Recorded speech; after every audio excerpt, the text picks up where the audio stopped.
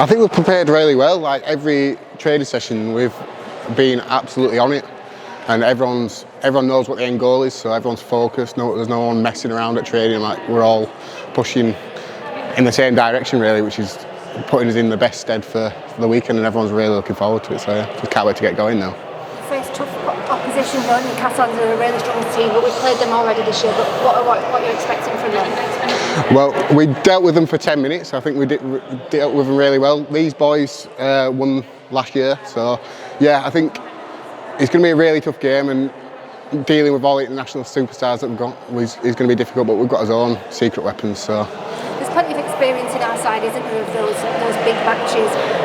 Will that stand us in good stead going into the match? Absolutely. I think everyone on the team's a big game player. I think we all look forward to playing with a bigger crowd and the expectation. And I think with us winning it last year, I feel like we want to prove that it wasn't a fluke and we can do it again. I've got really good memories of the Challenge Cup. It's like the pinnacle of rugby league in this country, so massive pride in winning it.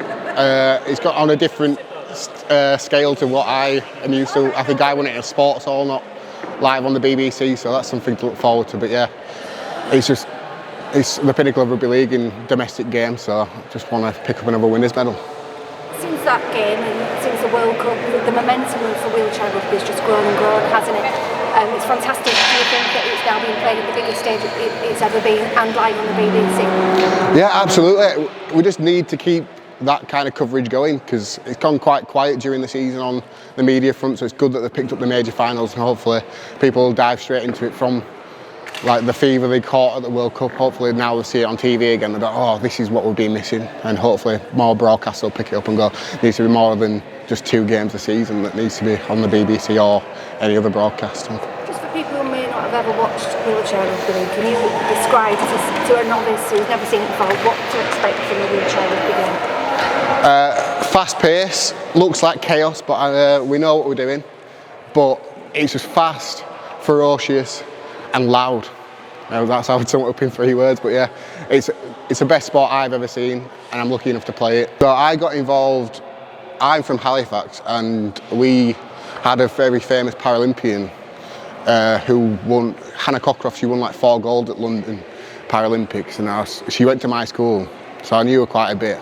And I was like, I want to get involved in disability sports, something I'd never really considered before.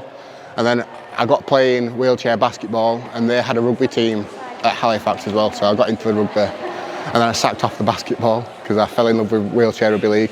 And it's just gone from strength to strength. I've won the grand final with Halifax, won the Challenge Cup with Halifax, played for England, and now I'm at Leeds looking for a new challenge and hopefully continuing the success. As well as the honours, what have been the benefits for you of playing this sport?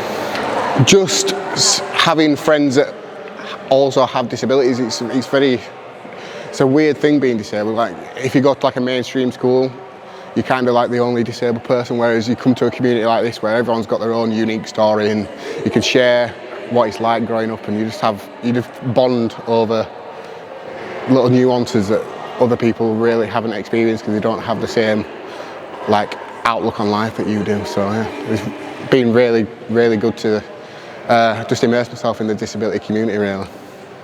For most sports people who are playing massive games, it can be brutal, and they'll feel sore the next day. But can you just explain a little bit of what it takes out of this team and how you're feeling after playing a game physically on your body? It can be brutal, especially at the top level that we're at.